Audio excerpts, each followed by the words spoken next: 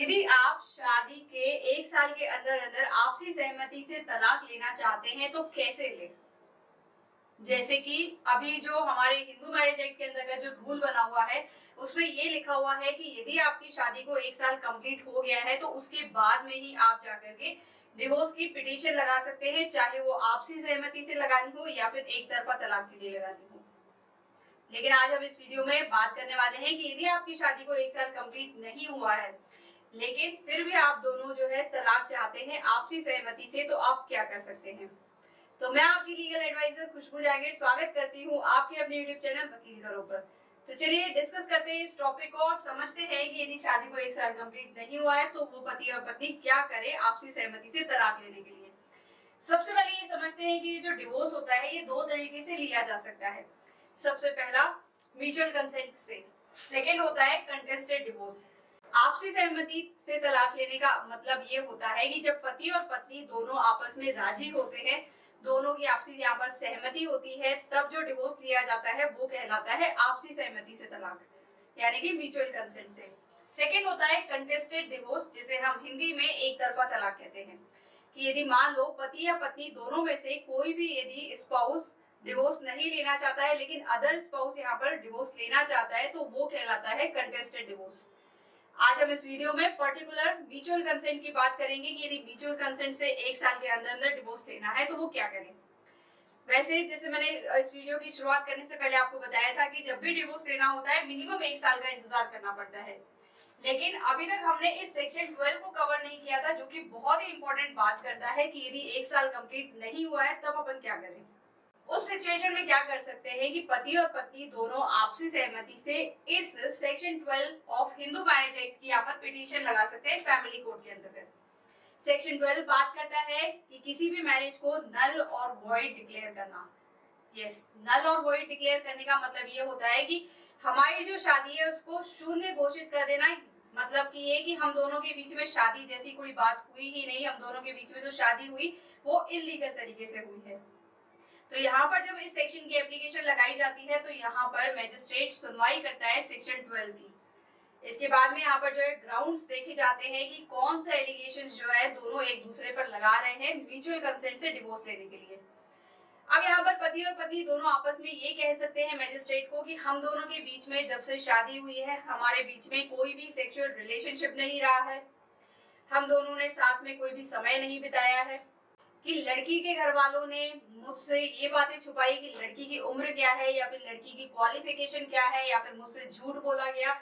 Same इसी तरीके की एलिगेशन लड़की भी लगा सकती है कि लड़के वालों ने ये झूठ बोला कि जो लड़का है इतना कमाता है मंथली, या फिर ये इसकी क्वालिफिकेशन है, ये इसकी एज है, हमसे ये सच्चाई छुपा करके शादी करी गई। तो ये सभी एलिगेशंस लगाए जा सकते हैं सेक्शन 12 के अंतर्गत।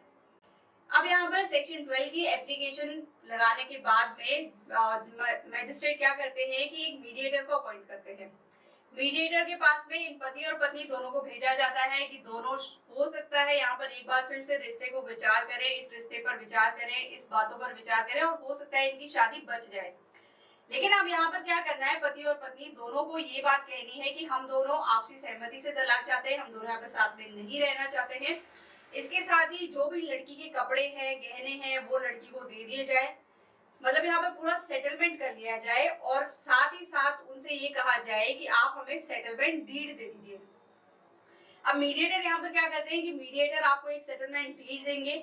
अब वो डीड लेकर के आपको जाना है मैजिस्ट्रेट के पास में।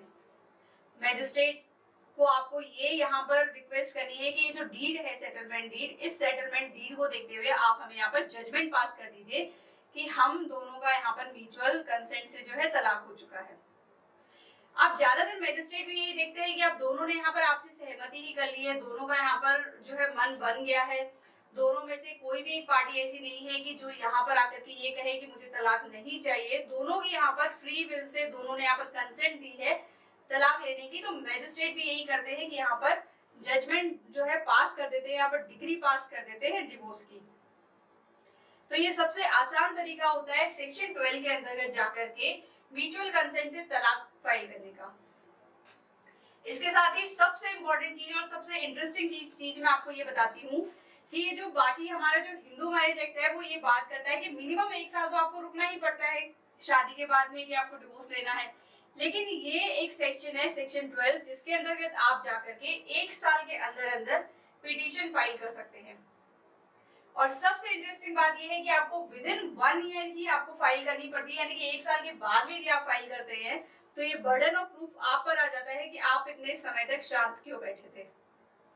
तो इसी वजह से ये सबसे आसान तरीका माना जाता है कि यदि आपकी शादी को 2 दिन नहीं हुए या फिर 1 महीना भी नहीं हुआ, लेकिन आप दोनों यहाँ पर डिवोर्स चाहते हैं आपसी सहमति से, तो सबसे बेस्ट सॉल्यूशन यहाँ पर ये होता है कि सेक्शन 12 भी आप एप्लीकेशन लगा सकते हैं फैमिली कोर्ट के अंदर जाकर के। यहाँ पर मैजिस्ट्रेट भी बहुत सपोर्ट करते हैं इन केसेस को, क्योंकि यहाँ पर दोनों आपसी सहमति से लेना चाहते हैं, तो मैजिस्ट्रेट भी यहाँ पर कुछ नहीं कर सकते।